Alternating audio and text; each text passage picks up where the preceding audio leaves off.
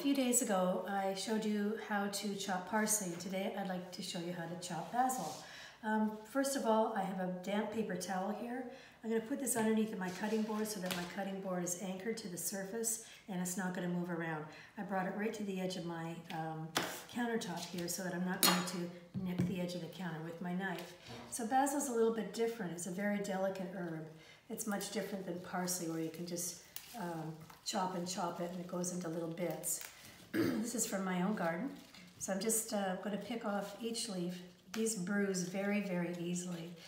And it's something that I'm going to use right away. I'm not going to store this in my refrigerator because this will go real funky real fast. It'll turn black and the flavor won't be there.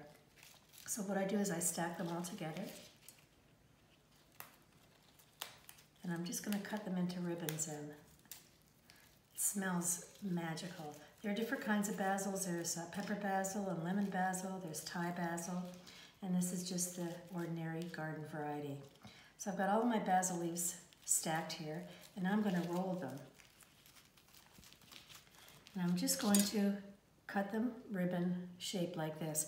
Remember, your knife is always up against your middle finger and I'm going to rock the knife so that it goes through. I just want little strips. I'm going to be making a bruschetta topping.